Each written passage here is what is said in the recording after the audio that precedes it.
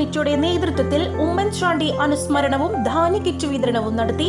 Municipal chairman എം.ഒ. John ഉദ്ഘാടനം ചെയ്തു.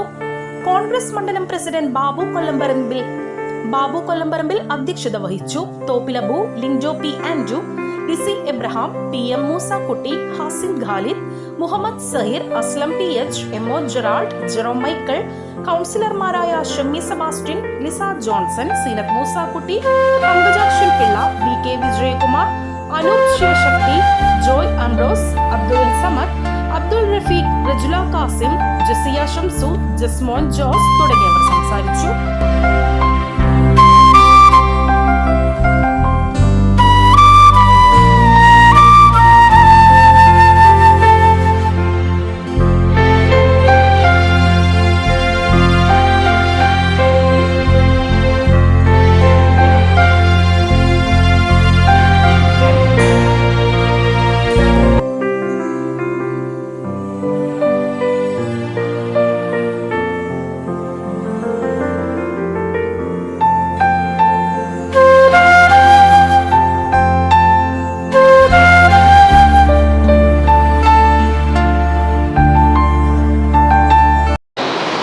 അരി അന്നമാണ്, അന്നദാനമാണ് ഒരു പരേതാത്മാവിനെ കിട്ടാൻ കഴിയുന്ന ഏറ്റവും വലിയ പുണ്യം.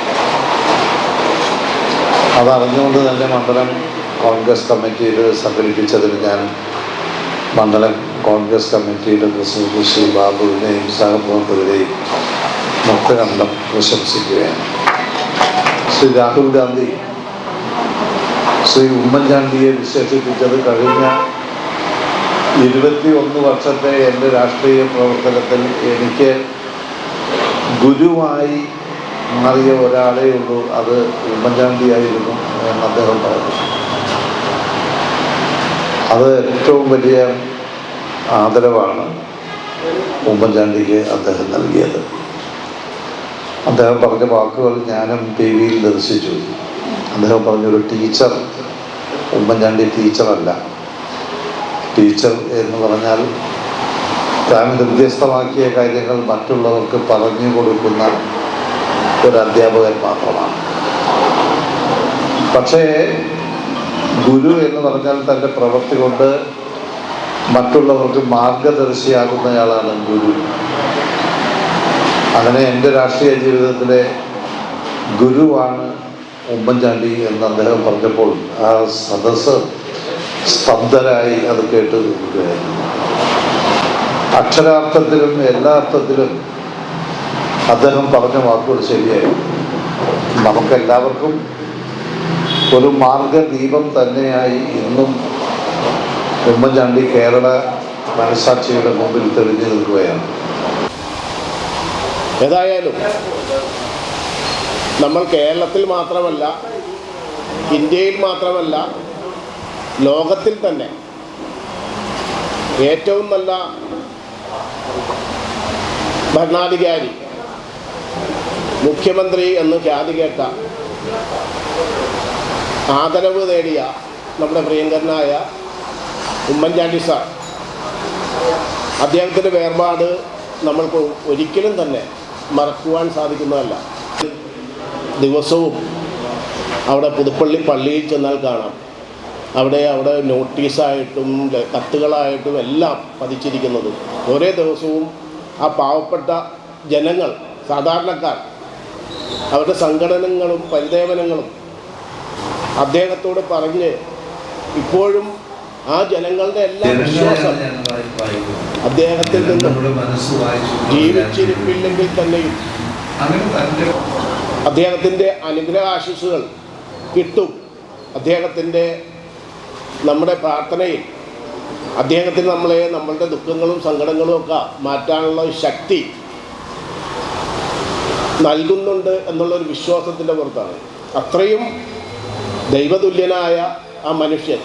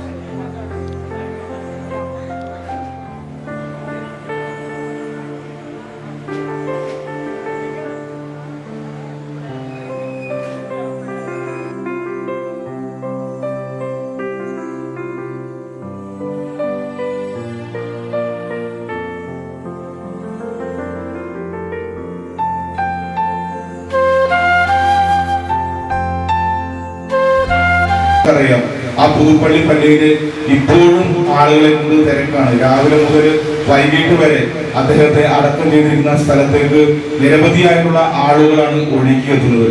കാരണം മറ്റൊന്നുമല്ല, ഇവിടെ എല്ലാവരും സൂചിപ്പിച്ചതുപോലെ കരുതലിന്റെയും ഒരു കാരുണ്യത്തിന്റെയും ഒരു പര്യായമായിരുന്നു പ്രിയപ്പെട്ട ഉമ്മൻചാണ്ടി സാർ. അദ്ദേഹത്തിന്റെ മുമ്പിൽ അദ്ദേഹം മുഖ്യമന്ത്രിയായിരിക്കുന്ന കാലഘട്ടത്തിലും അതുപോലെ തന്നെ ഏകദേശം 50 വർഷത്തോളം ഒരു നിയമസഭാ സാമാജികനായി പുതുപ്പള്ളിയുടെ ഭാഗമായി അദ്ദേഹത്തിന് പ്രവർത്തിക്കാനായിട്ട് സാധിച്ചു.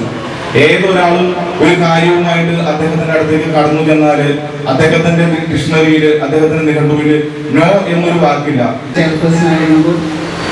ഏറ്റവും കൂടുതൽ ഗവൺമെന്റ് തന്ന പ്ലാൻ ഫണ്ട് ചെലവഴിച്ചതിന് കേരളത്തിൽ തന്നെ 2ാം സ്ഥാനം ആലുവ നഗരസഭക്കായിരുന്നു. അത് വലിയ ഇന്നത്തെ പോലെ സമൂഹ മാധ്യമങ്ങളിൽ നിന്നും പബ്ലിസിറ്റി ആയില്ല, ഒന്നുമില്ലെങ്കിലും ഉമ്മാനെ അവിടെ ചെയർമാൻ പുതിയ പാർട്ടി ഓഫീസ് ഉദ്ഘാടനം ചെയ്യുന്ന വേളയിൽ ഉമ്മൻചാണ്ടി സാറിനെയാണ് ക്ഷണിച്ചത്. ആ വേദിയിൽ വെച്ച് അദ്ദേഹത്തിൻ്റെ കയ്യിൽ നിന്ന് ഇരിക്കാൻ ഒരു മെമൻറ്റോ ലഭിച്ച ആ ഒരു ഓർമ്മ ഇന്നും എൻ്റെ മനസ്സിൽ നൽകിയാണ്. അതെന്നും ഏറ്റവും പ്രമാത്രം പ്രാധാന്യം വരിക. എനിക്കെൻ്റെ ഈ കൗൺസിൽ ജീവിതകാലത്തിന് എനിക്ക് കിട്ടാവുന്ന ഏറ്റവും വലിയ ഒരു എന്താ എന്ന് പറയുക, പ്രമാത്രം വിലപ്പെട്ടൊരു സമ്മാനമായിരുന്നു. അതൊന്നും എൻ്റെ മനസ്സിൽ നിൽക്കുന്നു. അതേപോലെ തന്നെ എന്തും നമ്മളൊരു കത്തയച്ചാൽ ആ കത്തിന് മറുപടി മിനിസ്റ്റർക്കാണ്, CM-നാണ് അയക്കുന്നതെങ്കിൽ അതിൻ്റെ മറുപടി അപ്പോൾ തന്നെ ഡിയർ PC എന്ന് പറഞ്ഞതിന് ശേഷം അദ്ദേഹം ഒപ്പിട്ട തിരിച്ച് ഇന്ന പ്രശ്നങ്ങളാൽ ഇന്ന കാരണങ്ങളാൽ അതിനെ ഈ രീതിയിൽ ഡിപ്പാർട്ട്മെൻറ്റിലേക്ക് അയച്ചിരിക്കുന്നു എന്ന് പറഞ്ഞുള്ള ആ കത്ത് അതേപോലെ തന്നെ ഏതൊരു മനുഷ്യനും അദ്ദേഹത്തോട് ചെയർമാൻ പറഞ്ഞു, കത്തുകളിലൂടെയാണ് ജനങ്ങളിൽ നിന്നുള്ള കത്തുകളിൽ നിന്നാണ് അദ്ദേഹം ഏറ്റവും കൂടുതൽ വായിച്ചിരുന്നതും അറിവ് നേടിയിരുന്നതും. പുസ്തകങ്ങളിലൂടെയല്ല. മോഹൻലാലുമായി നടത്തിയ സംവാദത്തിൽ അദ്ദേഹം പറയുന്നുണ്ട്, ഞാൻ എനിക്കൊരു പുസ്തകങ്ങളോ ലേഖനങ്ങളോ ഇതൊന്നും കൂടുതൽ വായിക്കാൻ ഇഷ്ടപ്പെടുന്നതാണല്ലോ, ഞാൻ ജനങ്ങൾ വരുന്ന എനിക്ക് അയക്കുന്ന കത്തുകളെല്ലാം ഞാൻ വായിക്കും. എത്ര തിരക്കുണ്ടായാലും ഞാൻ ആ കത്തുകളെല്ലാം വായിക്കും. അവരുടെ ജീവിതം എനിക്ക് വിലപ്പെട്ടതാണ്. സിവിൽ കമ്പനി, കോട്ടയം സിവിൽ കമ്പനിയിൽ ബിസിനസ് ചെയ്തപ്പെട്ട ഒരു ജീവനക്കാരനെ എടുക്കാനായിട്ട് നമ്മുടെ പ്രിയപ്പെട്ട മുഹമ്മദ് അലി മുഖേന ഞാനും കൂടി അദ്ദേഹത്തെ സമീപിച്ചപ്പോൾ ആ കാര്യത്തിൽ നമുക്ക് തൊഴിലാളിക്ക് അനുകൂലമായ തീരുമാനം ആരോഗ്യത്തിന് വേണ്ടി എടുപ്പിക്കാൻ സാധിച്ച മഹാനായ നേതാവാണ്. അതുമാത്രമല്ല, കേരള പ്രദേശ് വിദ്യാർത്ഥി യൂണിയൻ നേതാവായിരുന്ന KSUവിൻ്റെ സംസ്ഥാന പ്രസിഡന്റായിരുന്ന ഉമ്മൻചാണ്ടി സാർ സംസ്ഥാന പ്രസിഡന്റായിരിക്കുമ്പോൾ ഞാൻ ആലുവയിലെ KSUവിൻ്റെ ഒരു പ്രവർത്തനമായി അദ്ദേഹത്തിൻ്റെ ഒരു അനുയായിയായി രാഷ്ട്രീയ പ്രവർത്തനം ആരംഭിച്ച ഞാനും MO ജോണും ഒക്കെ ആ കാലഘട്ടത്തിൽ രാഷ്ട്രീയ പ്രവർത്തനം ആരംഭിച്ച ആളുകളാണ്. എനിക്ക് വിദ്യാർത്ഥിയായിരിക്കുമ്പോൾ തന്നെ എൻ്റെ പ്രദേശത്തൊക്കെ പാലവും അതോടൊപ്പം തന്നെ റോഡുമൊക്കെ നിർമ്മിക്കാൻ കഴിഞ്ഞിട്ടുള്ള കാര്യങ്ങളൊക്കെ ഞാൻ ഓർക്കുമ്പോൾ എനിക്ക് ഉമ്മൻചാണ്ടിയെ കുറിച്ച് ഓർക്കുമ്പോൾ ഭയങ്കര ആവേശമുണ്ട്. അദ്ദേഹത്തിൻ്റെ കല്ലറയിൽ അപേക്ഷകളുമായി എത്തുന്ന ജനങ്ങളുടെ പ്രവാഹം നിലച്ചിട്ടില്ല എന്നുള്ളതാണ് ഒരു അത്ഭുതം തന്നെയാണ്.